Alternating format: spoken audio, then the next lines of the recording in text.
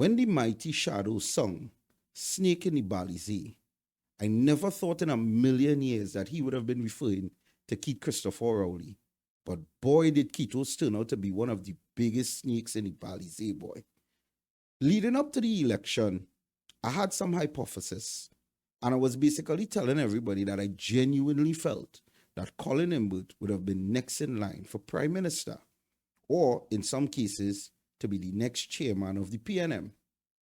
And it was met with some pushback from people because we all felt that Penelope Beckles was the next in line, which is true. She's the rightful heir of the PNM party. But Keith had other plans. You see, Keith came into government by undermining the democracy that was Trinidad and Tobago, undermining the democracy that was the PNM government, right? And he claimed the party by force, by tyrant, by coup d'etat. So here it is, we have a situation now where Keith is now in government and he wants to do the same thing again. But you see, the thing is, I was convinced that Colin Imbert could not serve the full 5 terms. Given his age, he might have probably served about 2 or 3 years and then bowed out. Because let's be honest, everybody was actually after that sweet government pension that Keith had just gotten, that raise. Everybody wanted a taste of that pie. So it made kind of logical sense to give Colin Imbert the spot. But here it is, it didn't play out that way. Keith had other plans. When I was pointing out to everybody that I found it extremely weird that Keith Rowley was putting Stuart Young in all these positions, a lot of people were more busy laughing at the situation and calling him the #1 Grammy Award actor because he kept acting in all these roles. But the reality of it was, Keith was actually grooming Stuart Young to become the next Prime Minister of Trinidad and Tobago for over the last 5 years. And that is why Stuart Young would have been acting in all of these positions to learn all these different ministries because he was the youngest in the politics space. Now, people saying that money pass and daddy buy a party and that is how he did. But I think it was more sinister than that. Now, when I made these hypotheses and I put them out on my platform before, a lot of people were genuinely convinced that can happen. Penelope is next in line. And then out of nowhere, news source loses her job. Colin Imbert ends up literally in sewage. You think the man went from the cream of the crop, the Minister of Finance, the raised gas 5 times and they ain't doing nothing guy, to dealing with sewage? It was like a red herring. Everybody could have seen how huge that red flag was. But you see, the reality of it was, this was all Keith at play. This was his sinister plan, and it was already in motion. But you see, News Source dropped a video the other day, and she vented. And it basically confirmed everything that I was saying. Because here it is, she was able to point out that not only was there several polls done within the PNM, and everyone who voted in that poll was in favor of Penelope Beckles. But Keith didn't want that.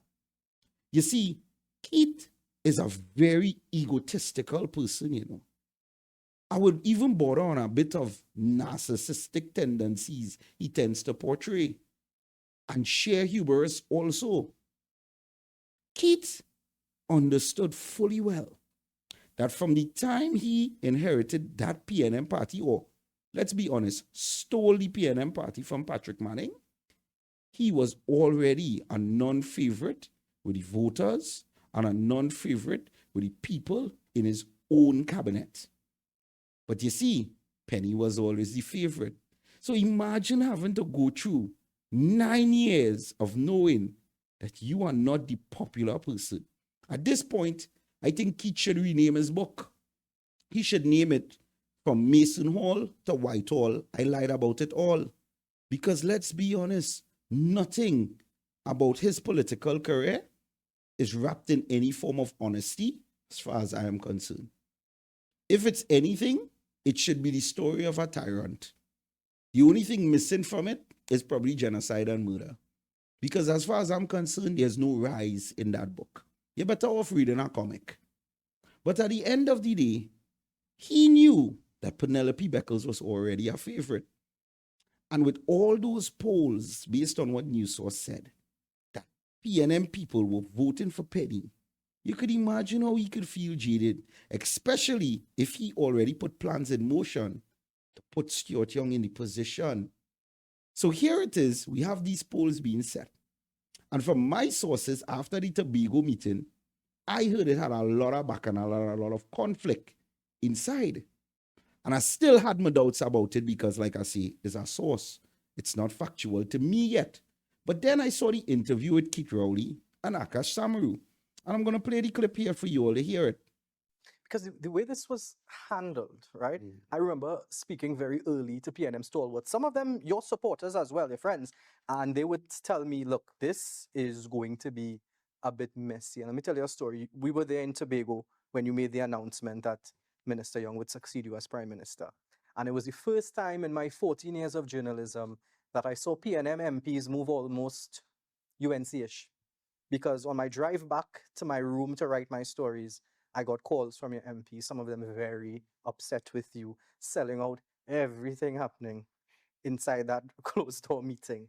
And do you believe you handled it the right way? Some people thought it was a bit messy. Some people felt you did it in a way where you felt that was the only way you would have gotten Mr. Young in that position, somebody that you've been grooming for that position for a while. When Keith Rowley did this interview, if you listen to what Akash told him, Akash said that based on what happened after the meeting, a lot of your ministers was disgruntled. They was unhappy with the choices that you made.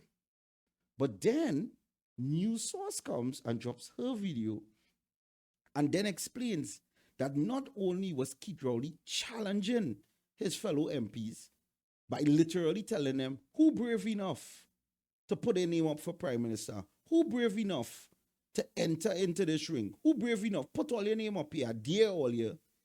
He even took it a bit further and was cussing his fellow MPs. What went down in Tobago. So Tobago comes now. And in that meeting in Tobago, there was a lot of bacchanal, a lot of old talk, a lot of noise. People were shouted at. As a matter of fact, you know what? Let me talk the things.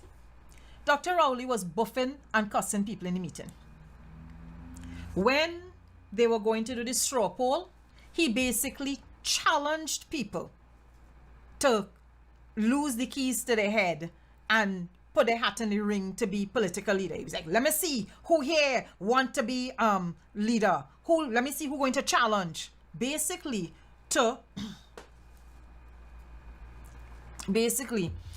to dissuade people from putting their hat in the ring. Imagine your fellow colleagues that make up your cabinet, that help you run the country for 9 years. You are, according to what News Source said, in a meeting where you are cussing your fellow members of parliament because you so don't want to turn over the party to the rightful heir of the PNM, Penelope Beckles. Talk about being a snake in the balizier, boy. An epic snake in the balizier. But you see, it went on and they put things in place and everything happened to fall through. And Stuart Young now became the new Prime Minister of Trinidad and Tobago for a very short time. And you know, you could have seen that everything was wrong leading up to the election. The campaign slogan changed. The advertisement started out poorly. The groundwork was real disgusting. You could have seen all the cracks in the PNM seam. And as of course, you know, everybody's saying, well, oh, PNM, UNC didn't win. It's just 100,000 people didn't work, didn't vote. But let's be honest. According to Vin Diesel from Fast and Furious, it don't matter if you win by an inch or a mile. Winning's winning. And that's the point right there. You could win by an inch, you could win by a mile, still UNC won. But you see, all of this happened because one man wanted to undermine the democracy of Trinidad and Tobago and undermine the democracy of the People's National Movement. He alienated their voters. He alienated everybody who cared about the party, who wanted to see the party go in a specific direction, right? Off of his sheer ego, arrogance, and hubris. And that is why the PNM lost, and that is why they lost so badly. But now, we have to sit down and we have to look at one of the most epic statements that I am so proud to put in this video clip today, which would have been Kamla Prasad Bisa swearing in her government and making one of the greatest trolls in governance history. And let me look at the mandate of our MPs. If you sit in this chamber, all of you, thinking you are here on your own frolic, believing that power belongs to you instead of the people who put you here, then be prepared for a very short stay in this chamber. Trust me, Mr. Speaker, I've been here for some time. Some people just last only one day in this job. See that what she just did there, people?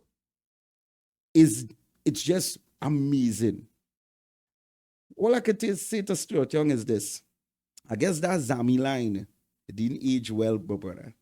And I think for 2025, we need to work on getting some better cameras in Parliament. Because, God, I would have paid for a close-up of Stuart Young's face when Kamla Prasad Bisa made that joke. You could have seen it. He was fuming. He probably wanted to explode.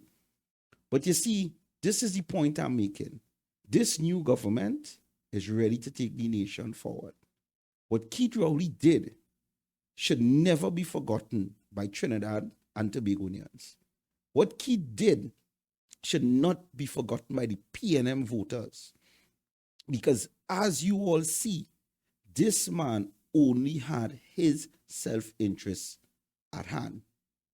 From Mason Hall to Whitehall, I lied about it all, is literally Keith Rowley's legacy. And if that is anything that says something about that man and the way how he ran Trinidad and Tobago for the last 9 years, we should be very thankful that he's no longer there. Now, his clause, I genuinely believe, is still embedded in the party. And Penny has a real task on her hand. But for now, the nation could breathe easy, knowing that the greatest snake in the Balizier is no longer in the halls of Parliament in Trinidad and Tobago. Make a better version of yourself, people, and thanks for supporting. And if you made it this far in the video, don't forget, like, share, subscribe. And I want to say thank you all for everybody who came out, watched the first video, and supported the platform in such a big way. I am truly appreciative of all the efforts that you all put out. And as I work harder to give you all something better every day, I just want you all to keep me in prayer and thank you all for your love and support. I out.